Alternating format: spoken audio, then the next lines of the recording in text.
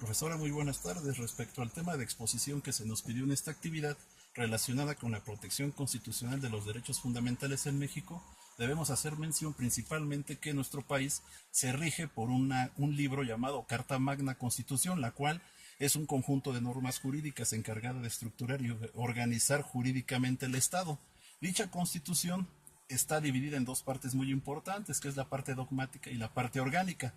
Respecto a la parte orgánica, habla esencialmente de la división del Estado. Esto quiere decir la forma en cómo se va a regir el gobierno, la forma de los poderes, etcétera.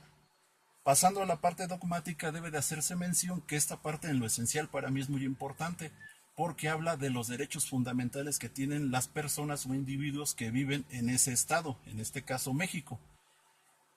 Pasando a esa parte, debe de decirse que las garantías o derechos fundamentales de estos individuos abarcan del artículo 1 al artículo 29 constitucional. Tocando este punto, debo de hacer mención que en lo esencial a mí me llama mucho la atención el apartado 20 constitucional,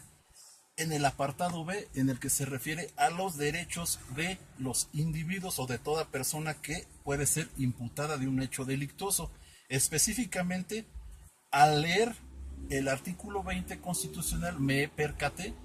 que no aparece una parte que sí establece el artículo 113 del Código Nacional de Procedimientos Penales. En el artículo 113 de dicho cuerpo de leyes se observa en la fracción doceava lo siguiente, textualmente lo cito, que dice: el imputado deberá de ser asistido gratuitamente por un traductor o intérprete en el caso de que no comprenda o hable el idioma español. Cuando el imputado perteneciere a un pueblo o comunidad indígena, el defensor deberá tener conocimiento de su lengua y cultura, y en caso de que no fuere posible, deberá actuar asistido de un intérprete de la cultura y lengua de que se trate. Esta parte que contiene el artículo 113 del Código Nacional de Procedimientos Penales no aparece dentro del artículo 20 constitucional. En mi punto de vista es algo muy importante que debe de ir inmerso o realmente bien estructurado dentro de ese artículo 20 constitucional, lo cual me genera un poquito pues de curiosidad, ya que existe una iniciativa de reformar el artículo 113 del Código Nacional de Procedimientos Penales, en el cual se está proponiendo que, ya que en México el ser indígena a veces es ser sinónimo de discriminación, vejaciones, impunidad y criminalización, realmente aquí lo que se propone es modificar una parte de ese contenido, específicamente en la fracción treceava, que actualmente dice lo siguiente: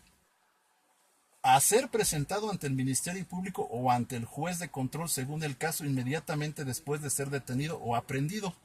Esto es lo que actualmente dice la fracción treceava del artículo 113 del Código Nacional de Procedimientos Penales. Y la propuesta que se hace para que sea modificado, o más bien, sí, modificado, dice lo siguiente: a que los escritos de declaración preparatoria y cualquier otro documento que requiera rúbrica durante el proceso sean escritas en la lengua que hable el imputado cuando éste pertenezca a un pueblo o comunidad indígena. Realmente se me hace bastante interesante esta propuesta que hay, pero recapitulo o vuelvo a hacer mención que dentro del artículo 20 constitucional, una vez que estuve estudiando todo esto de la protección constitucional de los derechos fundamentales, no aparece lo que actualmente dice en la fracción doceava. Entonces realmente a mí sí me causa una cierta, se supone que la Constitución debe de marcar la pauta para las demás leyes que se creen, o diferentes códigos, en este caso el Código Nacional, que es ya una parte importante en todo el país, y que no contenga la Constitución este apartado que realmente